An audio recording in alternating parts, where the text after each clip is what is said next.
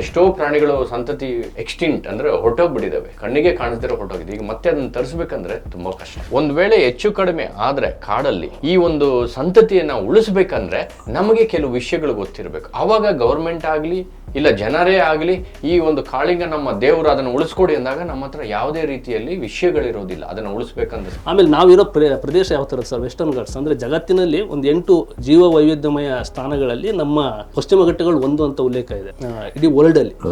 But ಈಗ ಆಪತ್ತು ಬಂದಿರೋದು ಅಲ್ಲಿಗೆ. ಬೆಳಿಗ್ಗೆರೋರು ನಮ್ಮ BBC ಆಗಲಿ ನ್ಯಾಷನಲ್ ಜಿಯೋಗ್ರಫಿಕ್ ಡಿಸ್ಕವರಿ ಅವ್ರು ಹೇಳಿದ ಕಥೆನೇ ತಗೊಳ್ತಾ ಇದೀವಿ, ಅದಲ್ಲ ಇದು ಆಕ್ಚುಯಲ್ ಕತೆ. ನನ್ನ ಒಂದು 20ರ ದಶಕದಲ್ಲಿ ಒಂದು ಭಾಗ ಅವರು ತೋರಿಸಿದ್ದಾರೆ ಅಂತ ಹೇಳ್ಬೋದು.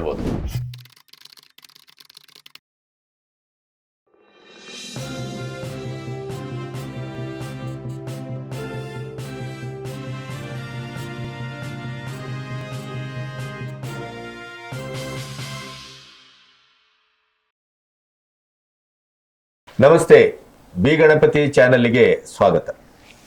ಕನ್ನಡ ಚಿತ್ರರಂಗದಲ್ಲಿ ಇತ್ತೀಚಿನ ದಿನಗಳಲ್ಲಿ ಚಿತ್ರವನ್ನು ನೋಡುವವರ ಸಂಖ್ಯೆಯೂ ಕಡಿಮೆ ಆಗಿದೆ.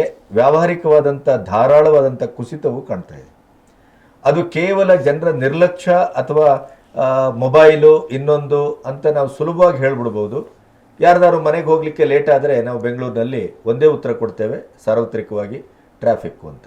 ಹಾಗಾಗಿ ಈ ಥರದ ಒಂದು ಉತ್ತರವನ್ನು ಕೊಡೋದರ ಜೊತೆಗೆ ಸಿನಿಮಾದ ಕೃಷಿಯಲ್ಲಿ ಏನು ಸಮಸ್ಯೆ ಆಗ್ತಾ ಇದೆ, ಅದರ ಸ್ಕ್ರಿಪ್ಟ್ ಇರ್ಬೋದು ಅಥವಾ ಅದು ಮತ್ತು ಬದುಕಿಗಿರುವಂಥ ಸಂಬಂಧ ಇರ್ಬೋದು. ಇವತ್ತು ಸಿನಿಮಾ ಕೇವಲ ಮನರಂಜನೆಯ ಸೊತ್ತಾಗಿ ಉಳಿದಿಲ್ಲ, ಅದು ಬದುಕಿನ ಭಾಗ ಆಗಿದೆ ಮತ್ತು ಬದುಕಿನ ಭಾಗ ಆಗಿ ಅದು ಧ್ವನಿಸತಕ್ಕದ್ದು ಮತ್ತು ಅದು ಅನುರಣಿಸತಕ್ಕದ್ದು. ಈ ಥರದ ಒಂದು ಇಡೀ ಗ್ಲೋಬಲಿ ಚೇಂಜ್ ಆಗಿದೆ. ಸಿನಿಮಾ ಅನ್ನೋದನ್ನು ಅದರ ಕೃಷಿಯ ವಿಧಿವಿಧಾನ ಬದಲಾಗಿದೆ. ಅದನ್ನು ಅರ್ಥ ಮಾಡ್ಕೊಳ್ದೇನೆ ನಾವೆಲ್ಲೋ ಸಿನಿಮಾ ಮಾಡಿ ನಾವು ತೊಂದರೆಗೆ ಈಡಾಗ್ತಾ ಇದ್ದೇವೆ ಅಂತ ನನಗನ್ನಿಸ್ತಾ ಇದೆ. ಅಂಥ ಸಂದರ್ಭದಲ್ಲಿ ಕೆಲವು ಸಾರಿ ನಮಗೆ ಈ ಹೊಸ ಹುಡುಗರು ಎಲ್ಲೋ ಒಂದು ಕಡೆ ಆಶಾವಾದವಾಗಿ ಕಾಣ್ತಾರೆ, ಬೆಳಕಾಗಿ ಕಾಣ್ತಾರೆ, ಭರವಸೆಯಾಗಿ ಕಾಣ್ತಾರೆ. ನೀವು ಗೊತ್ತಿದೆ ನಿಮಗೆ, ಹೊಂಬಣ್ಣ ಅಂತ ಒಂದು ಸಿನಿಮಾವನ್ನು ಮಾಡಿದರು ರಕ್ಷಿತ್. ಬಹಳ ಅದ್ಭುತವಾದ ಸಿನಿಮಾ. ನಾನು ಇದನ್ನು ತುಂಬ ಕಡೆ ರೆಫರೆನ್ಸ್ ಮಾಡಿದ್ದೇನೆ. ಆದರೆ ದೌರ್ಭಾಗ್ಯ ಅಂತಂದರೆ ಆ ಸಿನಿಮಾವು ಏನೋ ಕಾಂತಾರದ ಹಾಗೆಯೋ ಅಥವಾ ಇನ್ನೊಂದು ಸಿನಿಮಾದ ಹಾಗೆಯೋ ವರ್ಲ್ಡ್ ವೈಡ್ ಓಡಿಲ್ಲ, ಅಥವಾ ಏನು ದುಡ್ಡನ್ನು ಗುಡ್ಡೆ ಹಾಕಿ ಅವರು ಕೂತ್ಕೊಳ್ಳುವಷ್ಟು ಅದು ಯಶಸ್ಸು ಆಗಿಲ್ಲ. ಆವಾಗ ನಾವು ಪ್ರಶ್ನೆ ಹುಟ್ಟುಕೊಳ್ಳೋದು, ಹಾಗಾದರೆ ಸದಭಿರುಚಿಯ ಸಿನಿಮಾ ಬೇಕೋ ಬೇಡವಾ ಅಂತ. ಆದರೂ ಆ ಪ್ರಯತ್ನವನ್ನು ರಕ್ಷಿತ್ ಮುಂದುವರಿಸಿದ್ದಾರೆ. ಈಗ ಅವರು ಒಂದು ಪರಿಸರ ಮತ್ತು ಬದುಕು, ಪ್ರಾಣಿಗಳು ಮತ್ತು ಜೀವ, ಸಮಾಜ ಮತ್ತು ಸಂಸ್ಕೃತಿ ಅಥವಾ ನಮ್ಮ ಇಡೀದಾದಂಥ ಒಂದು ಪರಿಸರದ ಒಂದು ಆಯವ್ಯಯ ಇದೆಯಲ್ಲ, ಕೊಡುಕೊಳ್ಳುವಿಕೆ, ಅದರ ಮೇಲೆ ಒಂದು ಸಿನಿಮಾವನ್ನು ಮಾಡಿದ್ದಾರೆ. ಆದರೆ ಇದು ಡಾಕ್ಯುಮೆಂಟ್ರಿ ಅಲ್ಲ, ಬಹಳ ಒಳ್ಳೆಯ ಸಿನಿಮಾ, ಹೃದಯಕ್ಕೆ ಮುಟ್ಟುವ ಸಿನಿಮಾ. ಕೊನೆಗೂ ಸಿನಿಮಾ ನೋಡ್ಕೊಂಡು ಬಂದಾಗ ನಿಮಗೊಂದು ಅನುಭೂತಿ, ಅದರ ಬದಲಾವಣೆ ಆಗುತ್ತೆ. ಇಂಥ ಒಂದು ಸಿನಿಮಾದ ಬಗ್ಗೆ ಬಹಳ ಒಂದು ಇವತ್ತಿನ ಸಂದರ್ಶನದ ವಿಶೇಷ ಏನು ಅಂತಂದರೆ, ಒಂದು ಉರಗ ತಜ್ಞರಾದಂಥ ಗೌರಿ ಶಂಕರ್ ನಮ್ಮೊಟ್ಟಿಗಿದ್ದಾರೆ. ಈ ಕಾಳಿಂಗ ಸರ್ಪ ಅಥವಾ ಉರಗ ಅನ್ನುವಂಥ ಶಬ್ದದ ಬಗ್ಗೆ ನಮಗೊಂದು ಬೇರೆ ಬೇರೆಯ ಮಿತ್ಗಳಿದೆ. ಅದೆಲ್ಲವನ್ನು ಒಡೆದು ತನ್ನ ಸಂಶೋಧನೆಯನ್ನು ನಿರಂತರವಾಗಿ ಮಾಡ್ತಾ ಇದ್ದಂಥವರು ಗೌರಿಶಂಕರ್. ಅವರ ಅನುಭವ ಅವ್ರನ್ನ ತೆಗೆದುಕೊಂಡು ಬಹುಶಃ ರಕ್ಷಿತ್ ಆ ಸಿನಿಮಾ ಮಾಡಿದ್ದಾರೆ ಅಂತ ನಾನು ಅಂದ್ಕೊಳ್ತೇನೆ. ಯಾಕೆ ಇಷ್ಟೆಲ್ಲ ಮಾತಾಡಿದೆ ಅಂತಂದರೆ, ಈ ಸಿನಿಮಾ ಕೇವಲ ಸಿನಿಮಾ ಅಲ್ಲ. ಈ ಸಿನಿಮಾದ ಆಚೆ ಹರಿವನ್ನು ಬಿಟ್ಟುಕೊಡ್ತಾ ಹೋಗುತ್ತೆ. ನೀವು ಸಿನಿಮಾ ನೋಡಿದ ಮೇಲೂ ಒಂದಿಷ್ಟು ಹೇಳುವಂಥ ಕೆಲಸ ಇರುತ್ತೆ. ಸರ್ ನಮಸ್ತೆ. ನಮಸ್ತೆ ಸರ್. ನಮಸ್ಕಾರ ಸರ್. ಸೊ ಗೌರಿಶಂಕರ್, ನಿಮ್ಮನ್ನು ನೋಡಿದ್ದು ಬಹಳ ಸಂತೋಷ ಆಯಿತು. ಸಂತೋಷ. ಅದರ ಅರ್ಥ ರಕ್ಷಿತ್ ನೋಡಿದ್ದು ಬೇಜಾರಾಯಿತು ಅಂತಲ್ಲ. ಆದರೆ ಒಂದು ಸಿನಿಮಾಕ್ಕೆ ನಿಮ್ಮ ತಜ್ಞತೆ ಬಹಳ ಮುಖ್ಯವಾಗಿತ್ತು. ಈ ಸಿನಿಮಾ ನೀವು ನೋಡಿದ್ದೀರಿ ಅಂತ ಅಂದ್ಕೊಳ್ತೇನೆ. ಮೊದಲು ನೀವು ಆಗುಂಬೆಯಲ್ಲಿದ್ದೀರಿ, ಕಳೆದ 2.5 ದಶಕಗಳಿಂದ ಈ ಕೆಲಸ ಮಾಡ್ತಾ ಇದ್ದೀರಿ. ನಿಮ್ಮ ಅನುಭವ ಎಷ್ಟರ ಮಟ್ಟಿಗೆ ಈ ಸಿನಿಮಾಕ್ಕೆ ದಕ್ಕಿದೆ ಮತ್ತು ಅನುಭವ ಸಿನಿಮಾ ಆಗಿ ಎಷ್ಟರ ಮಟ್ಟಿಗೆ ಅದು ಒಂದು ವ್ಯವಸ್ಥಿತವಾಗಿ ಮೂಡಿ ಬಂದಿದೆ ಅಂತ? ತುಂಬ ಚೆನ್ನಾಗಿ ಮಾಡಿದ್ದಾರೆ, ತುಂಬ ಅದ್ಭುತವಾಗಿ ಮಾಡಿದ್ದಾರೆ ಅಂತ ಹೇಳ್ಬೋದು. ನಮ್ಮಲ್ಲಿ ಯಾವ ರೀತಿಯಲ್ಲಿ ಪ್ರಾಬ್ಲಮ್ಸ್ ಇದ್ದಾವೆ ಅಂದರೆ, ಜನರದ್ದಾಗಿರ್ಬೋದು, ಮೂಢನಂಬಿಕೆ ಇರ್ಬೋದು, ಇಲ್ಲ ನಂಬಿಕೆ ಇರ್ಬೋದು, ಇಲ್ಲ ನಮ್ಮಂಥ ಸಂಶೋಧಕರ ಅಲ್ಲಿ ಹೋಗಿ ಕೆಲಸ ಮಾಡಿದಾಗ ಜನರ ಜೊತೆ ಯಾವ ರೀತಿಯಲ್ಲಿ ನಮಗೆ ತೊಂದರೆಗಳು ಇರ್ತವೆ ಅಂದರೆ, ಮಿಸ್ಅಂಡರ್ಸ್ಟ್ಯಾಂಡಿಂಗ್, ತೊಂದರೆ ಅಲ್ಲ, ಅವ್ರು ನಮಗೆ ತೊಂದರೆ ಕೊಟ್ಟಿಲ್ಲ, ನಾವು ಅವ್ರಿಗೆ ತೊಂದರೆ ಕೊಟ್ಟಿಲ್ಲ, ಈ ಎಲ್ಲ ವಿಷಯಗಳನ್ನು ತುಂಬ ಅದ್ಭುತವಾಗಿ ತೋರಿಸಿದ್ದಾರೆ, ಆ್ಯಕ್ಚುಲಿ ವ್ಯಕ್ತಪಡಿಸಿದ್ದಾರೆ. ನಮ್ಮ ನಟರಾಗಿರ್ಬೋದು, ಮ್ಯೂಸಿಕ್ ಆಗಿರ್ಬೋದು, ಕ್ಯಾಮ್ರಾ ವರ್ಕ್ ಆಗಿರ್ಬೋದು, ನಮ್ಮ ದಿನನಿತ್ಯ ನೀವು ಹೇಳ್ದಂಗೆ 2 ದಶಕದಿಂದ ನನ್ನಲ್ಲಿ ಏನು ನಡೀತೋ ಅವರು ಸುಲಭವಾಗಿ ತುಂಬಾ ಚೆನ್ನಾಗಿ ತೋರಿಸಿದ್ದಾರೆ. ನೀವು ಆಗುಂಬೆಯ ಪ್ರವೇಶ ಹೇಗಿತ್ತು ಆ ಸಿನಿಮಾದಲ್ಲಿ ಒಬ್ಬ ವ್ಯಕ್ತಿಯು ಅದೇ ತರ ಪ್ರವೇಶ ಮಾಡ್ತಾರೆ. ಹೌದು, ನಮ್ಮ ತರನೇ ಇನ್ಸ್ಪಿರೇಷನ್ ತಗೊಂಡಿದ್ದಾರೆ ಅವರು. ಬಟ್ ಚಿತ್ರ ಮಾಡಕ್ ಮುಂಚೆ ನಮ್ಮನ್ನ ಕಾಂಟ್ಯಾಕ್ಟ್ ಮಾಡಿಲ್ಲ, ಮಾಡಿ ಆದ್ಮೇಲೆ ನಮ್ಮನ್ನ ಕಾಂಟ್ಯಾಕ್ಟ್ ಮಾಡಿದ್ದಾರೆ. ಕೋ ಇನ್ಸಿಡೆನ್ಸ್, ಅವ್ರದೇ ಒಂದು ಬೇರೆ ರೀತಿಯಲ್ಲಿ ಅದು ಯೋಚನೆ ಮಾಡಿದ್ದಾರೆ. ನನ್ನ ಒಂದು 20 ದಶಕದಲ್ಲಿ ಒಂದು ಭಾಗ ಅವರು ತೋರಿಸಿದ್ದಾರೆ ಅಂತ ಹೇಳ್ಬೋದು. ನಿಮಗೆ ಈ ಸಿನಿಮಾ ಒಂದು ಕಾಳಿಂಗ ಸರ್ಪದ ಒಂದು ಸಾಂಕೇತಿಕವಾದಂಥ ಬಿಂದುವನ್ನು ಇಟ್ಕೊಂಡು ಅದೇ ನಾಭಿಯಿಂದ ಹೊರಟಿಸಿ ಮತ್ತೆ ಕೊನೆಗೆ ಅಲ್ಲಿಗೆ ಅದನ್ನು ತಂದು ನಿಲ್ಲಿಸಿ ನಮಗೆ ಒಂದು ಬೇರೆ ರೀತಿಯ ಒಂದು ಪ್ರಪಂಚವನ್ನು ಮಾನಸಿಕವಾಗಿ ಕಟ್ಕೊಳ್ತೀರಿ. ನಾವು ಬದುಕುವ ಪರಿಸರದಲ್ಲಿ ನಮಗೆ ಉರಗದ ಬಗ್ಗೆ, ಹಾವಿನ ಬಗ್ಗೆ ಇರುವ ನಂಬಿಕೆಗಳು, ಭಯ ಇತ್ಯಾದಿಗಳನ್ನು ಇಟ್ಕೊಂಡು ಅದರ ಆಚೆ ಒಂದು ಜೀವನದ ವಿಧಿವಿಧಾನವನ್ನು ನೀವು ನಮಗೆ ತೆರೆ ತೋರಿಸ್ತೀರಿ. ಈ ಸ್ಕ್ರಿಪ್ಟ್ ಯಾಕೆ, ಏನು ಪ್ರೇರಣೆ? ಅಂದರೆ ಸರಿ, ನಾನು ನಿಮ್ಗೆ ಗೊತ್ತಿರೋ ಅದೇ ವೆಸ್ಟರ್ನ್ ಘಾಟ್ಸ್ ಬಗ್ಗೆ ನಾನು ಹೆಚ್ಚು ಸಿನಿಮಾ ಮಾಡಿರೋದು. ಪಶ್ಚಿಮ ಘಟ್ಟ ಈಗ ಮೊದಲನೇ ಸಿನಿಮಾ ಬಂದುಬಿಟ್ಟು ಅರಣ್ಯ ಒತ್ತುವರಿ. ಈಗ 2ನೇ ಸಿನಿಮಾ ಎಂಥ ಕತೆ ಮಾರೆ ಬಂದುಬಿಟ್ಟು ಈ ವೆಸ್ಟರ್ನ್ ಘಾಟ್ಸಿಂದ ಹರಿಯೋ ಸರಾವತಿ ನದಿನ ಬೆಂಗಳೂರಿಗೆ ಹರಿಸಬೇಕು ಅನ್ನೋದು. ಈ 3ನೇ ಸಿನಿಮಾ ನಾವು ಮಾಡಬೇಕು ಅಂದಾಗ ಮನುಷ್ಯ ಮತ್ತು ಕಾಡಿನ ನಡುವೆ ಸಂಬಂಧಗಳನ್ನ ಹೇಳಬೇಕಿತ್ತು. ಅದೇ ಕಾಳಿಂಗನ ಏನಕ್ಕೆ ಇದು ಮಾಡಿದೆ, ನನಗೆ ಮೊದಲಿಂದ ಹಾವಿನ ಬಗ್ಗೆ ಸಿಕ್ಕಾಪಟ್ಟೆ ಇದು. ಇವನ್ನು ನಾನು 9ನೇ ಸಿನಿಮಾ ಮಾಡೋಕ್ಕೂ ಮುಂಚೆನೇ ಸರ್ದು ಕಾಳಿಂಗ ಮನೆಗೆ ಹೋಗಿದ್ದೆ. ಅವ್ರಿಗೆ ಅವಾಗ ಗೊತ್ತಿಲ್ಲ, ಯಾಕಂದ್ರೆ ನಂಗೆ ಆಗುಂಬೆ ಹೋಗ್ತಿರ್ತೀನಲ್ಲ, ಅಲ್ಲಿ ಅಕ್ಕನ ಮನೆ ಅಲ್ಲೇ ಇರೋದು, ಇವರಿಂದ 2 ಕಿಲೋಮೀಟ್ರು ಅಷ್ಟೇ. ಅಲ್ಲಿ ನಾನು ಹೋಗಿ ನೋಡಿ ಅದನ್ನೆಲ್ಲ ಇದು ಮಾಡ್ಕೊಂಡಿದ್ದೆ. ಆಮೇಲೆ ಇವನ್ ನಾನು ತಿಮ್ಮನ ಮಟ್ಟ ಸ್ಕ್ರಿಪ್ಟ್ ಬರಿಬೇಕಾದ್ರೂ ಕೂಡ ಆ ಪಾತ್ರ ಬಂದಿದ್ದು ಓಕೆ, ಹೊರಗಡೆಯಿಂದ ಒಬ್ಬರು ಬಂದು ಈ ಥರ ರಿಸರ್ಚ್ ಅಂತ ಬರ್ತಂದ್ರೆ ಇವರಿಂದನೇ ಅದು ಇನ್ಸ್ಪಿರೇಷನ್. ಓಕೆ, ಇವ್ರು ಬಂದಿದ್ರಲ್ಲ ಇಲ್ಲಿ, ನಂಗೆ ಗೊತ್ತಿರೋದಲ್ಲ ಇದು ಅಂತ. ಕೊನೆಗೆ ಹಾವಿನ ಬಗ್ಗೆ ಮತ್ತು ನಂಬಿಕೆಗಳ ಬಗ್ಗೆ, ಇವನ್ ಈಗ ನಮ್ಮೂರಲ್ಲಿ ಹೋದರೂ ಕೂಡ ನಾವು ನಾಗರಬನ ಮಾಡಿದ್ದೀವಿ, ನಮ್ಮ ಮನೇಲೂ ನಾಗರಬನ ಇದೆ. ಆ ನಂಬಿಕೆಗಳು ಹೆಂಗೆ ಇದಾಗುತ್ತೆ. ನೆಕ್ಸ್ಟು ಬದಲಾವಣೆಗಳು. ಈಗ ನೀವು 1 ವರ್ಷದಿಂದ ಮತ್ತೊಂದು ವರ್ಷ ಹೋದಾಗ ಕಾಡಲ್ಲಿ ಅನೇಕ ಬದಲಾವಣೆಗಳೇ ಆಗಿರುತ್ತೆ. ಆಮೇಲೆ ಅಲ್ಲಿ ಜನಗಳು ಬದಲಾಗಿರ್ತಾರೆ, ಕೆಲವೊಬ್ಬರು ಇಲ್ಲ, ಕೆಲವೊಬ್ಬರು ಬದಲಾಗದೆ ಹಾಗೆ ಹೊಂದ್ಕೊಂಡು ಬಂದಿರ್ತಾರೆ. ಅದನ್ನು ನಾವು ಮೌಢ್ಯ ಅಂತೀವೋ ಅಥವಾ ನಂಬಿಕೆ ಅಂತೀವೋ ಅನ್ನೋದು ನಾನು ಈ ಸಿನಿಮಾದಲ್ಲಿ ಹೇಳಿದ್ದೀನಿ ತೆಳುವಾಗಿ. ಅದು ಅಂದರೆ ಮನುಷ್ಯ ಅವನ ನಂಬಿಕೆ ಮೇಲೆ ಬದುಕಬೇಕು, ಬದಲಾವಣೆಯನ್ನು ಅವನೇ ತಂದ್ಕೋಬೇಕು ಅಂತ ಹೇಳಿ. ಸೊ ಆ ರೀತಿ ತಗೊಂಡು ಹೋಗಿದ್ದು. ಆಮೇಲೆ ನನಗೆ ಈಗ ತಿಮ್ಮ ಅನ್ನೋ ಒಂದು ಕ್ಯಾರೆಕ್ಟ್ರನ್ನ ತಗೊಂಡಿದ್ದು, ಈಗ ಒಂದು ಮಲೆನಾಡಿನಲ್ಲಿ ಇರ್ತಾರೆ ಕೆಲವೊಬ್ಬರು, ಅಂದರೆ ತುಂಬ ಅಮಾಯಕರು ಅಂತಲೂ ನಾವು ಹೇಳ್ಬೋದು.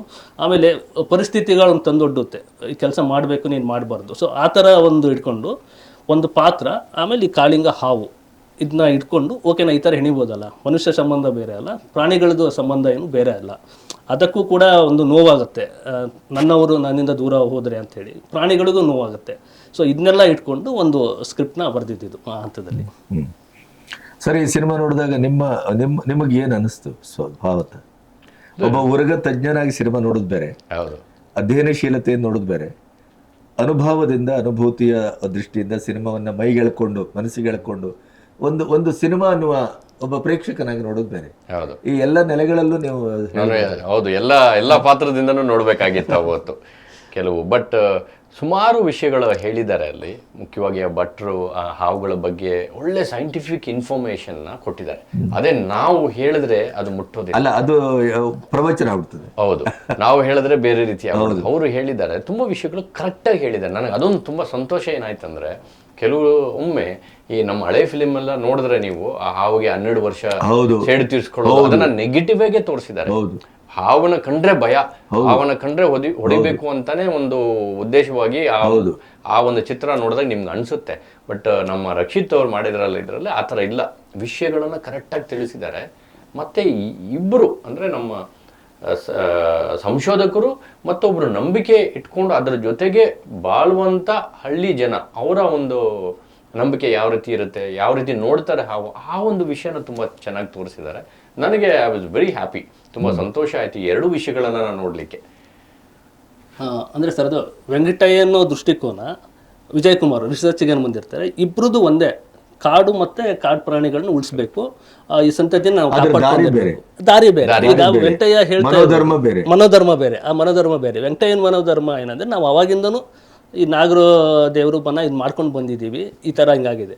ಪ್ರಾಕೃತಿಕ ಬದಲಾವಣೆಗಳಾದಾಗ ನಾವು ಅದ್ರ ಜೊತೆ ಹೊಂದ್ಕೊಂಡಿರ್ಬೇಕು, ನಾವು ಸೈನ್ಸ್ನ ನಾವು ಯೂಸ್ ಮಾಡ್ಕೊಂಡು ಇದು ಮಾಡ್ಕೋಬೇಕು ಅನ್ನೋದು ಆ ರಿಸರ್ಚ್. ನೀವು ಅದಕ್ಕೆ ಹೆಚ್ಚೆಲ್ಲ ಅರ್ಥ ಕಲ್ಪಿಸ್ಕೋಬೇಕು ಹೋಗಬೇಡಿ, ಅದನ್ನ ಕೆದಕ್ಲಿಕ್ಕೆ ಹೋಗ್ಬೇಡಿ, ಅದನ್ನ ಇದ್ದಾಗ ಒಪ್ಕೊಳ್ಳಿ. ಕರೆಕ್ಟ್, ಅದು ಒಂದು ರೀತಿಯಲ್ಲಿ ಒಳ್ಳೆಯದು. ಆದ್ರೆ ಒಂದು ವೇಳೆ ಹೆಚ್ಚು ಕಡಿಮೆ ಆದರೆ ಕಾಡಲ್ಲಿ ಈ ಒಂದು ಸಂತತಿಯನ್ನು ಉಳಿಸ್ಬೇಕಂದ್ರೆ ನಮಗೆ ಕೆಲವು ವಿಷಯಗಳು ಗೊತ್ತಿರಬೇಕು. ಆವಾಗ ಗೌರ್ಮೆಂಟ್ ಆಗಲಿ ಇಲ್ಲ ಜನರೇ ಆಗಲಿ ಈ ಒಂದು ಕಾಳಿಂಗ ನಮ್ಮ ದೇವರು ಅದನ್ನು ಉಳಿಸ್ಕೊಡಿ ಅಂದಾಗ ನಮ್ಮ ಹತ್ರ ಯಾವುದೇ ರೀತಿಯಲ್ಲಿ ವಿಷಯಗಳಿರೋದಿಲ್ಲ. ಅದನ್ನು ಉಳಿಸ್ಬೇಕಂತ ಸಂತತಿನ ಬೆಳೆಸೋದು ಹೇಗಂದ್ರೆ ಸೊ ನಾವು ರಿಸರ್ಚ್ ಮಾಡಿ ಸಂಶೋಧನೆ ಮಾಡಿ ಡೇಟಾ ಇಟ್ಕೊಂಡ್ರೆ ಮಾತ್ರ ಅದನ್ನು ಉಳಿಸ್ಲಿಕ್ಕೆ ಆಗುತ್ತೆ. ಸೊ ಆ ರೀತಿ ನೋಡಿದಾಗ ನಾವು ಅದ್ರ ಬಗ್ಗೆ ತಿಳ್ಕೊಳ್ಳೇಬೇಕಾಗತ್ತೆ. ಸುಮ್ಮನೆ ಬಿಟ್ಟು ಬಿಡೋಕ್ಕಾಗೋದಿಲ್ಲ. ಎಷ್ಟೋ ಪ್ರಾಣಿಗಳು ಸಂತತಿ ಎಕ್ಸ್ಟಿಂಕ್ಟ್ ಅಂದರೆ ಹೊರಟೋಗ್ಬಿಟ್ಟಿದ್ದಾವೆ, ಕಣ್ಣಿಗೆ ಕಾಣಿಸ್ದಿರೋ ಹೊರಟೋಗಿದೆ. ಈಗ ಮತ್ತೆ ಅದನ್ನು ತರಿಸ್ಬೇಕಂದ್ರೆ ತುಂಬ ಕಷ್ಟ. ಈಗ ನೀವು ಈ ಸಿನಿಮಾದಲ್ಲಿ ಇದನ್ನ ಏನು ಹೇಳಲಿಕ್ಕೆ ಕೊಟ್ರಿ?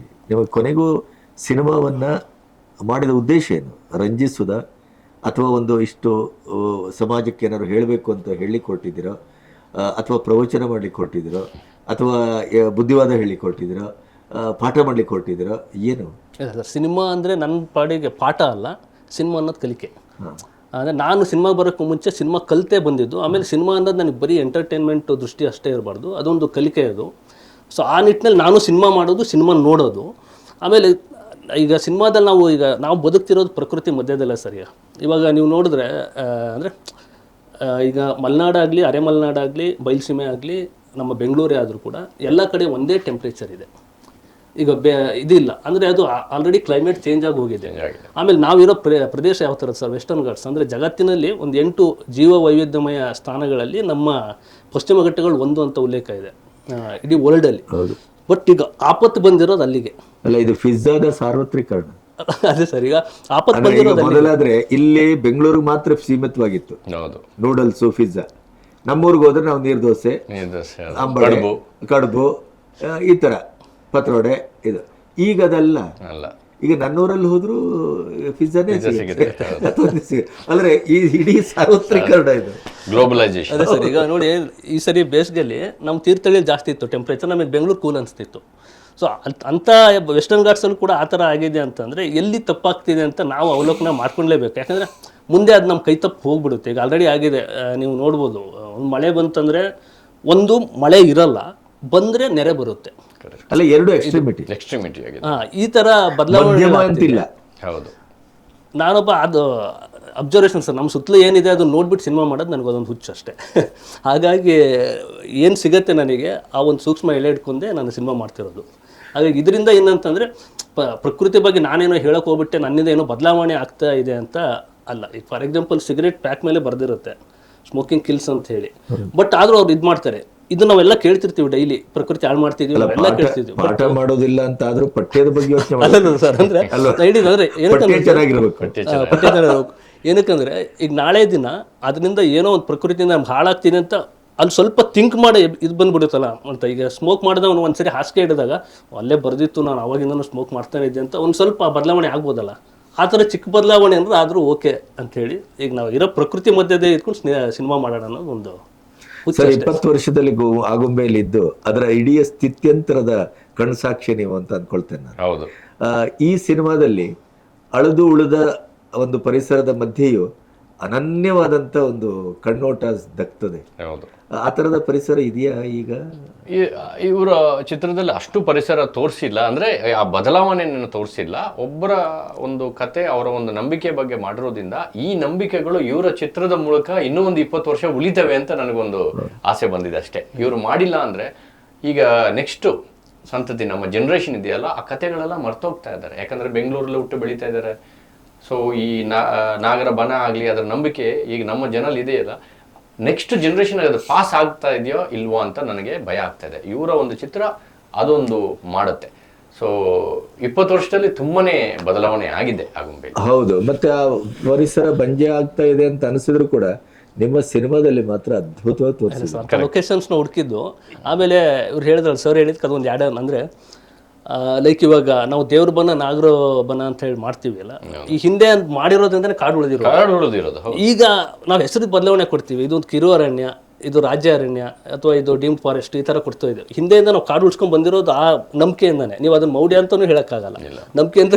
ನಂಬಿಕೆಯಿಂದನೇ ಇರೋದು. ಆ ನಂಬಿಕೆಯಿಂದನೇ ಇವನ್ ನಮ್ಮ ಸಿನಿಮಾದಲ್ಲೂ ಕೂಡ ತಿಮ್ಮನ ನಂಬಿಕೆ ಅದೇ ಇರುತ್ತೆ, ಕಾಡು ಉಳಿಯುತ್ತೆ. ಈಗ ಯಾವುದೋ ಒಂದು ಕಾಡಾಗಲಿ ಸರ್, ಈಗ ಅಲ್ಲಿ ಹೋಗ್ಲಿಕ್ಕೆ ಭಯ ಅಂತ ಹೇಳಿದಾಗ ಕಾಡೊಳಗೆ ಯಾರು ಕಾಲಿಡಲ್ಲ. ಭಯ ಅನ್ನೋದೊಂದು ನಂಬಿಕೆ ಹುಟ್ಟಿಸ್ಬೇಕಲ್ಲ, ಆ ಥರದೊಂದು ನಂಬಿಕೆ ಇರಬೇಕು ಅಂತ ಹೇಳಿ. ಹಾಗಾಗಿ ಕಾಡು ಉಳಿದಿತ್ತು ಹಿಂದಿನಿಂದಲೂ ಅಂತ. ಎಲ್ಲಿ ಈ ತರದ ಪರಿಸರವನ್ನು ಎಲ್ಲಿ ಹುಡುಕಿದ್ರಿ? ನಾವು ಸರ್ ಇದ್ದು ಹೆಚ್ಚಾಗಿ ಚಿಕ್ಕಮಗಳೂರು, ಚಿಕ್ಕಮಗಳೂರು ಡಿಸ್ಟ್ರಿಕ್ಟ್. ಆಮೇಲೆ ನಮಗೆ ಅದು ಬೇಕಿತ್ತಲ್ಲ ಸರಿ, ಕಾಳಿಂಗ ಹೋಗೋದಿದೆ. ಈಗ ಅವರೇ ನೋಡಿದವ್ರು ಹೇಳ್ಬಿಡ್ತಿದ್ರು, ರೀ ಇಂಥ ಫಾರೆಸ್ಟಲ್ಲಿ ಎಲ್ಲರಿ ಕಾಳಿಂಗ ಇದೆ ಅಂತೇಳಿ. ನಾವು ಅಂಥ ಲೊಕೇಶನ್ ಬೇಕು, ಆ ಥರದ್ದೆಲ್ಲ ಹುಡ್ಕೊಂಡು ಹೋದ. ನಾವು ಚಿಕ್ಕಮಗಳೂರು ಡಿಸ್ಟಿಕ್ಕಲ್ಲಿ ಸಿಕ್ತು, ಎನ್ಆರ್ಪುರ ಆ ಒಂದು ಸುತ್ತಲಿನ ಜಾಗದಲ್ಲಿ. ಅಲ್ಲಿ ನನಗೆ ವಿನಾಯಕ್ ಕಣಿವೆ ಅಂತ ಒಬ್ಬರಿದ್ದಾರೆ, ತುಂಬ ನನಗೆ ಒಂಥರ ಪಾಸಿಟಿವ್ ಸಪೋರ್ಟ್ ಅವರು ಯಾವಾಗಲೂ. ಸೊ ಅವರು ಇಂದ ನಾವು ಒಂದಷ್ಟು ಈ ಥರದ್ದು ಬೇಕು ಅಂತೆಲ್ಲ ಹೇಳಿ ಹುಡುಕಿ ಕೊನೆಗೆ ಅದು ಅಂದರೆ ನಾವು ಶೂಟ್ ಮಾಡೋದು ಹೇಗಿತ್ತು ಅಂದರೆ ಅದೊಂದು ಚಿಕ್ಕ ಮನೆ ಸೆಟ್ ಹಾಕಿರೋಲ್ಲ. ನೈಟ್ ನಾವು ಶೂಟ್ ಮಾಡಿ ಮನೆಗೆ ಹೋದರೆ ಬೆಳಗ್ಗೆ ಬರೋದ್ರೊಳಗೆ ಅಲ್ಲಿ ಕಾಡಂತಿ ಪ್ರಾಣಿಗಳೆಲ್ಲ ಕೆಡಬಿಡ್ತಿದ್ವು. ಮತ್ತೆ ನಾವು ಬೆಳಗ್ಗೆ ಹೋಗ್ಬಿಟ್ಟು ಅದನ್ನ ಬಿಲ್ಡ್ ಮಾಡಬೇಕು, ಕಂಟಿನ್ಯೂಟಿ ನೋಡ್ಕೊಬೇಕು ಹಿಂದಿಂದು ಅದೇನಿದೆ ಅನ್ನೋದು. ಸ್ವಲ್ಪ ಅದು ಇದಾಯಿತು, ಚಾಲೆಂಜಿಂಗ್ ನಮಗೆ ಇದ್ದಿದ್ದು ಒಂದು. ಆಮೇಲೆ ಮಳೆ, ಲಾಸ್ಟ್ 30 ನಿಮಿಷ ಇಡೀ ಸಿನಿಮಾದಲ್ಲಿ ಮಳೆ ಇದೆ. ಅಂಥ ಫಾರೆಸ್ಟ್ನಲ್ಲಿ ನಾವು ಮಳೆ ಬರ್ಸ್ಬೇಕು ಅಂತ ಹೇಳಿದ್ರು ಕಾಡು ಒಳಗಡೆ ಹೋಗಬೇಕು. ನೀರಿನ ಮೂಲ ಎಲ್ಲಿ ಹುಡ್ಕೋದು, ನೀರಿನ ಮೂಲ ಇರೋದನ್ನೂ ಹುಡುಕ್ಬೇಕು, ನನಗೆ ಬೇಕಾಗಿರೋ ಲೊಕೇಶನ್ ಅದು ಬೇಕು. ಇದಕ್ಕಾಗಿ ನಾನು ಪ್ರೀ ಪ್ರೊಡಕ್ಷನ್ ಒಂದು 8-9 ತಿಂಗಳು ತೊಗೊಂಡ್ಬಿಟ್ಟೆ. ಸೊ ಇದಕ್ಕೆ ನಂಗೆ ಹೆಚ್ಚು ಟೈಮ್ ಹೋಗಿದ್ದು ಪ್ರೀ ಪ್ರೊಡಕ್ಷನ್. ಸರಿ, ಈ ಸಿನಿಮಾದ ಒಂದು ನೋಡಿದಾಗ ನಿಮಗೆ ಒಂದು ಸಿನಿಮಾ ಆಗಿಯೂ ಗೆಲ್ಲುವುದರ ಜೊತೆಗೆ ಏನೋ ಒಂದು ಹೇಳುವ ಕೆಲಸವನ್ನು ಮಾಡಿದ್ದಾರೆ. ಖಂಡಿತ ಅದು ಎರಡೋದ್ ರೀತಿಯಲ್ಲಿ ಯಶಸ್ವಿ ಆಗತ್ತೆ ಆಗ್ಬೇಕು. ಯಾಕಂದ್ರೆ ನಾವು ಯಾವಾಗ್ಲೂ ಈ ಬೆಳಿಗ್ಗೆರೋರು ನಮ್ಮ BBC ಆಗ್ಲಿ, ನ್ಯಾಷನಲ್ ಜಿಯೋಗ್ರಫಿಕ್ ಡಿಸ್ಕವರಿ ಅವ್ರು ಹೇಳಿದ ಕಥೆನೇ ತಗೊಳ್ತಾ ಇದೀವಿ. ಅದಲ್ಲ, ಇದು ಆಕ್ಚುಯಲ್ ಕತೆ. ನಮ್ಮ ರಕ್ಷಿತ್ ಹೊರಗಡೆಯಿಂದ ಬಂದಿರೋದು. ಯಾಕಂದ್ರೆ ರಕ್ಷಿತ್ ಅಲ್ಲಿನವರು, ಯಾರೋ ಒಬ್ಬ ಅಮೆರಿಕದಿಂದ ಇಂಗ್ಲೆಂಡ್ ಬಂದಿರೋ ಅವ್ರ ಕಥೆನೇ ಬೇರೆ ಇರುತ್ತೆ, ಅವನ ರೂಟೇ ಬೇರೆ. ಇವರು ಆ ಒಂದು ಕಥೆನ ತಂದಿದ್ದಾರೆ. ಖಂಡಿತ ತುಂಬ ಉಪಯೋಗ ಆಗುತ್ತೆ. It has a very high impact. It should have. ಆಮೇಲೆ ಇನ್ನೊಂದಿದೆ ಸರ್, ಮೂವಿಲೇ ಉಂಟು ಅದೊಂದು ಕ್ವಶನು. ಈಗ ಕಾಳಿಂಗ ಹಾವುಗಳ ಸಂತತಿ ಜಾಸ್ತಿ ಆಗಿದೆ, ಕಾಳಿಂಗ ಹಾವುಗಳ ಸಂತತಿ ಜಾಸ್ತಿ ಆದ್ಮೇಲೆ ಸಂರಕ್ಷಣೆ ಯಾಕೆ ಒಂದು. ಆಮೇಲೆ ಕಾಳಿಂಗ ಹಾವು ಸಂತತಿ ಜಾಸ್ತಿ ಆಗಿರೋದ್ರಿಂದ ಅವು ತಿನ್ನೋದು ಕೆರೆ ಹಾವು ಮತ್ತು ಈ ನಾಗರ ಹಾವುಗಳನ್ನ. ಸೊ ಕೆರೆ ಹಾವು ನಾಗರ ಹಾವು ಸಂತತಿ ಕಡಿಮೆ ಆಗಿದೆ ಅಂತ ಇದೆ. ಸೊ ಅದಕ್ಕೆ ನಾನು ನಿಮ್ಮ ಹತ್ರನೇ ಕೇಳಿದ್ರೆ ಬೆಸ್ಟ್ ಆನ್ಸರ್ ಸಿಗ್ಬೋದು ಅಂತ. ಇಲ್ಲ, ಅದರಲ್ಲೂ ತುಂಬ ಚೆನ್ನಾಗಿ ಹೇಳಿದ್ದಾರೆ ಸಂತತಿ ಬಗ್ಗೆ. ಗೂಡು ಕಟ್ಟೋದು ಮತ್ತು ಮೊಟ್ಟೆ ಇಡೋದು, ಮರಿ ಬರೋದೆಲ್ಲ ತುಂಬ ಅದ್ಭುತವಾಗಿ ತೋರಿಸಿದಾರೆ, ಸೈಂಟಿಫಿಕ್ ಆಗಿ ತೋರಿಸಿದಾರೆ. ಒಂದು ವಿಷಯ ಏನಂದರೆ 30ರಿಂದ 35 ಮರಿ ಆದಾಗ ಎಲ್ಲನೂ ಉಳ್ಕೊಳ್ಳೋದಿಲ್ಲ. ಅದು ಮರಿ ಆಯ್ತು ಅಂದರೆ ಅದೊಂದು ಅದೃಷ್ಟ. ಯಾಕೆ ಹೇಳಿ, ಮೊಟ್ಟೆ ಇದ್ದಾಗಲೇ ಉಡ ಆಗಲಿ ನಮ್ಮ ಮುಂಗಿಸಿ ಅದ್ರ ತಿನ್ಬಿಡುತ್ತೆ. ಅದರ ಒಂದು ಕಣ್ಣಿಗೆ ಬಿತ್ತಂದ್ರೆ ಕಂಪ್ಲೀಟ್ ಅಂದ್ರೆ ಆ ಕ್ಲಚ್ ಅಂತೀವಿ ನಾವು, ನೆಕ್ಸ್ಟ್ ಗೂಡಲ್ಲಿರೋ 35 ಮೊಟ್ಟೆನೂ ತಿನ್ಬಿಡುತ್ತೆ ಅದು. ಆಯ್ತಾ, ಅಲ್ಲಿಗೆ ಸಂತತಿ ಮುಗಿದು. ಅದರ ಈ ಒಂದು ರಕ್ಷಿಸ್ಲಿಕ್ಕೆ ಆಗೋದಿಲ್ಲ, ಕರೆಕ್ಟ್ ಆಗೋದಿಲ್ಲ. ಸೊ ಒಂದ್ ವೇಳೆ ಯಾವುದೇ ಒಂದು ಪ್ರಾಣಿ ಅದನ್ನ ನೋಡಿಲ್ಲ, ಅದು ಉಳಿತು ಅಂದ್ರೆ 75ರಿಂದ 90 ದಿನ ತಗೊಳುತ್ತೆ ಮರಿ ಆಚೆ ಬರ್ಲಿಕ್ಕೆ. ಮರಿ ಆಚೆ ಬಂದ್ಮೇಲೆ ಇಮ್ಮಿಡಿಯೇಟ್ ಆಗಿ ಎಲ್ಲ ಹೊರಟೋಗ್ಬೇಕು. ಯಾಕಂದ್ರೆ ಬೇರೆ ಯಾವ್ದಾದ್ರು ಹಾವು ನೋಡಿದ್ರೆ ಇದು ತಿನ್ಬಿಡುತ್ತೆ, ಪಕ್ಷಿ ತಿನ್ಬಿಡ್ತವೆ, ಮುಂಗ್ಸಿ ತಿಂತವೆ, ಉಡ ತಿನ್ನುತ್ತೆ, ಕಾಡಂದಿ ತಿನ್ನುತ್ತೆ. ಇವರೆಲ್ಲರ ಮೇಲೆ ರಕ್ಷಣೆ ಮಾಡಿಕೊಂಡು ಉಳಿಯೋದು ಅಂದ್ರೆ ಮತ್ತೆ ಸಂತತಿಯನ್ನು ತರುವಂತ ಅಂದ್ರೆ ಬ್ರೀಡಿಂಗ್ ಏಜ್ಗೆ ಬರೋದು 2 ಮಾತ್ರ. ಅಂದ್ರೆ 2% ಅಂತ ಹೇಳ್ಬೋದು, 1% ಅಥವಾ 2%. ಸೊ ಅದಕ್ಕೆ ನಮ್ಮ ಜನ ಅದ್ರ ಬಗ್ಗೆ ತುಂಬಾನೇ ಯೋಚನೆ ಮಾಡಿ ಇಲ್ಲ ಭಯ ಪಡುವಂತ ಒಂದು ವಿಷಯ ಅಲ್ಲ. 1 ಅಥವಾ 2 ಮಾತ್ರ ದೊಡ್ಡದಾಗತ್ತೆ, ಮಿಕ್ಕಿದೆಲ್ಲನೂ ಆಹಾರ ನಮ್ಮ ಫುಡ್ ಚೈನ್ ಅಲ್ಲಿ. ಹಾಗಾಗಿ ಅದರ ಸಂತತಿ ಬಹಳ ಬೆಳೆದಿದೆ ಅನ್ನೋದು ಬಹುಶಃ ಒಂದು ಭ್ರಮೆ ಅಷ್ಟೇ. ಪ್ಲಸ್ ನಾವು ಮಾತಾಡ್ದಂಗೆ ಕಾಡು ರೈನ್ ಫಾರೆಸ್ಟ್ ನಮ್ಮ ಪ್ರಪಂಚದಲ್ಲಿ ತಗೊಂಡ್ರೆ ಪ್ರತಿ ವರ್ಷ 2% ಅಷ್ಟು ಕಡಿಮೆ ಆಗ್ತಾ ಇದೆ ಅಂತೆ. ಅಂದ್ರೆ 2% ಅಂತ ಲೆಕ್ಕ ಹಾಕಿ ಇನ್ನೊಂದು 50 ವರ್ಷದಲ್ಲಿ ಮಳೆ ಕಾಡು ಸೌತ್ ಅಮೆರಿಕಾ ಆಗ್ಲಿ, ಆಫ್ರಿಕಾ ಆಗ್ಲಿ, ಇಂಡಿಯಾ ಆಗ್ಲಿ, ಸೌತ್ ಈಸ್ಟ್ ಏಷ್ಯಾದಲ್ಲಿ ಇರುತ್ತೋ ಇಲ್ವೋ ಅಂತ ಡೌಟ್ ಆಗಿದೆ. ಹೌದು, ಈಗ ಚಿರಾಪುಂಜಿ ಅಂತ ಹೇಳ್ತಿದ್ವಲ್ಲ, ಓದ್ತಿದ್ವಲ್ಲ, ಅದೀಗ ಆಗುಂಬೆ ಅಲ್ಲ ಸರ್, ಈಗ ಹುಲಿಕಲ್ ಈಗ ಹೈಯೆಸ್ಟ್. ಆಗುಂಬೆನೂ ಇಲ್ಲ, ಚಿರಾಪುಂಜಿನೂ ಇಲ್ಲ, ಎಲ್ಲಿ ಹುಲಿಕಲ್ಲಲ್ಲಿ ಇದೆ. ಅದು ಎಷ್ಟು ವರ್ಷ ಇರ್ತದೆ ಅಂತ. ಹುಲಿಕಲ್ ಅಂದ್ರೆ ಸಿದ್ದಾಪುರದ ಹತ್ರ. ಅದೇ ಸರ್, ಕುಂದಾಪುರ ಮಾಸ್ತಿಕಟ್ಟೆ ಸೆಂಟ್ರಲ್ ಹುಲಿಕಲ್ ಘಾಟ್ ಅಲ್ಲಿ. ಈಗ ಅಲ್ಲಿ ಸ್ವಲ್ಪ ಅಲ್ಲಿ ಸರಿ ಹೈಯೆಸ್ಟ್ ಒಳ್ಳೆ ಮಳೆ ಅಲ್ಲಿ. ಈಗ ಆಗುಂಬೆ ಹೋಯ್ತು, ನಮ್ಮ ವೆಸ್ಟರ್ನ್ ಘಾಟ್ಸ್ ಆಗುಂಬೆ ಕೃತಕಾರಣ್ಯ ಜಾಸ್ತಿ ಆಗ್ತಿದೆ. ಮಳೆಯ ಇದು ಕೂಡ ಸ್ಥಿತ್ಯಂತರ ಆಗ್ತಾ ಇದೆ, ತುಂಬಾ ಚೇಂಜ್ ಆಗ್ತದೆ, ಚಲನೆ ಆಗುತ್ತೆ ಸರ್. ಈಗ ಕೃತಕಾರಣ್ಯ ನೀವು ಮಳೆ ಕಾಡುಗಳು ಮಾರುತಗಳು ನಿಲ್ಲಿಸ್ತಿರ್ಬೇಕಲ್ಲ. ಸೊ ಕೃತಕಾರಣ್ಯ ನೀವು ಮಾಡೋದು 4-5 ವರ್ಷ ಆದ್ಮೇಲೆ ಕಟ್ ಮಾಡೋದು ಹೋಗ್ತಿದ್ರೆ ಎಲ್ಲಿ ನಿಲ್ಲುತ್ತೆ?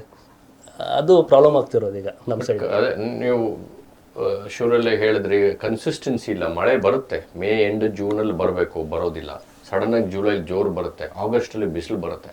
ಆಗುಂಬೆಲೆ ನೀವು ಕೇಳಿದ್ರಲ್ಲ 20 ವರ್ಷಕ್ಕೆ ಮುಂಚೆ ಎಲ್ಲ ನಾನು ಬಿಸಿಲೇ ನೋಡಿಲ್ಲ. ಆಗಸ್ಟ್ ಸೆಪ್ಟೆಂಬರ್ ನಾನು ಬಟ್ಟೆ ಒಣಗಾಕ್ಬೇಕಂದ್ರೆ ಬೆಂಗಳೂರಿಗೆ ಬಂದು ವಾಶ್ ಮಾಡಿ ತೊಳೆದು ನಿಜ ಸರ್, ಅವಾಗ ಇತ್ತು ಹಾಕೊಂಡು ಮತ್ತೆ ಒಂದು 2-3 ದಿನ ಇದ್ದು ಹೊಡ್ತಾ ಇದ್ದೆ. ಇಲ್ಲ ಅಂದ್ರೆ ಅಲ್ಲಿ ಸೋಮೇಶ್ವರ ಹೆಬ್ರಿಗೂ ಹೋಗಿ ನಾನು ಬಟ್ಟೆಯನ್ನ ಒಣಗಿಸ್ಬೇಕಾಗಿತ್ತು. ಅಂದ್ರೆ ಅಷ್ಟು ಮಳೆ ಬರ್ತಿತ್ತು, ಮಂಜಿರ್ತಿತ್ತು, ಬಿಸಿಲೇ ಇರ್ಲಿಲ್ಲ. ಈಗ ಸಡನ್ ಆಗಿ ಆಗಸ್ಟ್ ಅಲ್ಲಿ ಬಿಸಿಲಿರುತ್ತೆ. ಅಲ್ಲ, ಇವನ್ನ ಈಗ ನಾವು ಘಟ್ಟ ಹತ್ಬೇಕಾದ್ರೆ ಇದನ್ನು ಅಂದ್ರೆ ಏನು ವೈಪರ್ ಹಾಕಿ ಕಾಣಿಸೋದಿಲ್ಲ. ಕರೆಕ್ಟ್. ಫಾಗ್ ಇರುತ್ತೆ, ಮಿಸ್ಟ್ ಇರುತ್ತೆ, ಲೈಟ್ ಹಾಕೊಂಡ್ರು ಆಗ್ತಿರ್ಲಿಲ್ಲ. ತುಂಬಾ ಚೇಂಜಸ್ ಇದೆ. ಸೊ ಹಾವುಗಳ ಮಾತ್ರ ಸಂತತಿ ಹೆಚ್ಚಾಗಿದೆ, ಕಡಿಮೆ ಆಗಿದೆ ಅಂತ ಮಾತಾಡೋದು ಬಿಟ್ಟು ಆ ಪ್ರಕೃತಿ, ನಮ್ಮ ಪರಿಸರ ಎಲ್ಲಾನು ಹಾಳಾಗ್ತಾ ಇದೆ, ಕಾಡೇ ಕಡಿಮೆ ಆಗ್ತಾ ಇದೆ. 2% ಅಷ್ಟು ಹೋಗ್ತಾ ಇದೆ ಪ್ರತಿ ವರ್ಷ. ತುಂಬಾ ಸಿಂಪಲ್ ಇದೆ ಸರ್. ನಾವು ಅಬ್ಸರ್ವ್ ಮಾಡಲ್ಲ ಅದನ್ನ. ಈಗ ನೋಡಿ, ಇಲ್ಲಿ ಹೊರಗಡೆ ಎಲ್ಲ ಓಕೆ, ಚಿರತೆಗಳು ಬಂದು ಗುತ್ತೆ ಎಲ್ಲ ಆಗುತ್ತೆ. ನಮ್ಮ ಮಲೆನಾಡಲ್ಲಿ ಯಾಕೆ ಸರ್ ಬಂದು ಪ್ರಾಣಿಗಳೆಲ್ಲ ನುಗ್ತಾವಲ್ಲ? ಈಗ ಕಾಡು ಅಷ್ಟು ದೊಡ್ಡ ಕಾಡಿದೆ ಸರ್, ಬಂದ್ಬಿಟ್ಟು ಊರೊಳಗೆ ಏನಕ್ಕೆ ನುಗ್ತವೆ? ಬದಲಾವಣೆಗಳು ಹೆಂಗಾಗ್ತಿದೆ ಅಂದ್ರೆ ನಾವು ಅದ್ರ ಬಗ್ಗೆ ಥಿಂಕ್ ಮಾಡೋದೇ ಇಲ್ಲ. ಅಲ್ಲ, ಕಾಡಿನ ಒಳಗಡೆ ಅದಕ್ಕೆ ಬದುಕುವ ಪರಿಸರ ಇಲ್ಲ. ಅದೇ ಅದು ಆ ಪರಿಸರವನ್ನ ಹುಡ್ಕೊಂಡು ಬರ್ತಾ ಇದೆ. ಅದು ಈ ರೀತಿನೂ ಹೇಳ್ಬೋದು. ಕಾಡಿಂದ ಹಾವುಗಳು ಬರ್ತಾ ಇದ್ವಾ, ಇಲ್ಲ ಊರಿಗೆ, ಇಲ್ಲ ಊರು ಕಾಡ ಹತ್ರ ಹೋಗ್ತಾ ಇದೆಯಾ? ಅದೇ ಅದೇ ಅದೇ ಆಗ್ತಿದೆ ಸರ್. ಸ್ವಲ್ಪ ಸ್ವಲ್ಪ ಕಾಡ ಹತ್ರ ಹೋಗ್ತಾ ಎನ್ಕ್ರೋಚ್ಮೆಂಟ್ ಮಾಡ್ತಾ ಇದೆ. ಎನ್ಕರೇಜ್ ಮಾಡ್ತಾ ಇದೆ. ಅವುಗಳ ಜಾಗವನ್ನ ನಾವು ಕಬಳಿಸ್ತಾ ಇದ್ವಿ. ಮತ್ತೆ ಅದು ಮನೆ ಒಳಗಡೆ ಬಂತು, ಅದು ಅದರ ಮನೆ ಒಳಗೇನೆ ಬರ್ತಾ ಇದೆ. ಅದು ಅಲ್ಲೇ ಇತ್ತು, ನೀವು ಹೋಗಿದ್ದೀರಾ ಅದ್ರೊಳಗೆ. ಈಗ ತಿಮ್ಮನ್ ಕ್ಯಾರೆಕ್ಟರ್ ಹೇಳುತ್ತಲ್ಲ ಸರ್, ಮನುಷ್ಯ ಕಾಲಿಟ್ಟಲೆಲ್ಲ ಏನೋ ಬದಲಾವಣೆ ಆಗ್ತಾ ಹೋಗ್ತಾ ಇದೆ ಅಂತ ಅನ್ಸುತ್ತೆ ನಮಗೆ ಅಂತೇಳಿ. ಅದು ನಿಜವಾದ ಪಾಯಿಂಟೇ. ಅದು ಮನುಷ್ಯ ಎಲ್ಲೆಲ್ಲಿ ಹೋಗ್ತಾನೆ ಅಲ್ಲಿ ಬದಲಾವಣೆಗಳು ಆಗುತ್ತೆ ಕಾಡಲ್ಲಿ. ನೀವು ಹೇಳಿದಂಗೆ ಆ ಚಿತ್ರದಲ್ಲಿ ಆ ಒಂದು ದೊಡ್ಡ ಕಾಡಲ್ಲಿ ತುಂಬಾ ಭಯ ಇದೆ, ಅಲ್ಲಿ ಅದು ಒಂದು ಒಳ್ಳೆ ವಿಷಯ. ಒಳ್ಳೆ ವಿಷಯ. ಹಂಗಾಗಿ ಅವನಲ್ಲಿ ಹೋಗ್ತಾನೆ, ಮೊದಲು ಹಿಂದೇಟ್ ಆಗ್ತಾನೆ ಅವನು ಕೂಡ. ಅದು ನೋಡಿ, ಅಲ್ಲಿನವರೆಗೂ ಗೊತ್ತಿರುತ್ತೆ ಆ ಕಾಡಲ್ಲಿ ನಂಗೆ ಅಪಾಯ ಇದೆ, ಈ ಕಾಡಲ್ಲಿ ನಂಗೆ ಅಪಾಯ ಇಲ್ಲ ಅಂತ ಅವ್ನು ಸುಮಾರು ಸರಿ ಓಡಾಡಿದ್ದಾನೆ, ಊರ್ನವರೆಲ್ಲ ಓಡಾಡಿದ್ದಾರೆ ಅಂತ ಹೇಳಿ. ಸೊ ಆ ಕಾಡಿಗೆ ಹೋಗಿ ಹಿಂದೇಟ್ ಆಗ್ತಾನೆ. ಬಟ್ ಆ ಕಾಡಿಗೆ ನಾವು ಮನುಷ್ಯ ಹೋಗ್ಬಾರ್ದಾಗಿತ್ತು. ಈಗ ಪ್ರಾಣಿಗಳು ಊರಿಗೆ ಬರ್ತವೆ ಅಂತ ಹೇಳ್ತೀವಲ್ಲ, ನೀವು ಹೇಳಿದ ಆ ಕಾಡಿಗೆ ಮನುಷ್ಯ ಕಾಲಿಡ್ತಾ ಇದ್ದಾನೆ. ಕರೆಕ್ಟ್. ಅದೇ ಆ ಚಿತ್ರದಲ್ಲಿ ತೋರಿಸ್ಬೇಕಾಗಿರೋದು ಅದೇ. ಆ ತಿಮ್ಮಣ್ಣ ಸ್ವಲ್ಪ ಧೈರ್ಯ ತಗೊಂಡು ಅಲ್ಲಿ ಹೋಗೋದು ತಪ್ಪು. ಆ ಧೈರ್ಯ ತಗೊಂಡು ಹೋದ್ಮೇಲೆ ಮತ್ತೆ ಊರಿನವ್ರು ಹೋಗ್ತಾರೆ, ಮತ್ತೆ ಜೇನ್ ತಗೊಳ್ಳೋದು, ಮತ್ತೆ ಕಟ್ಟಿಗೆ ತಗೊಳ್ಳೋದು, ಹಂಗೆ ಅಲ್ಲಿ ವ್ಯವಸ್ಥೆಗಳು ಬದಲಾವಣೆ ಆಗ್ತವೆ. ಅದು ತಪ್ಪು. ಹೌದು.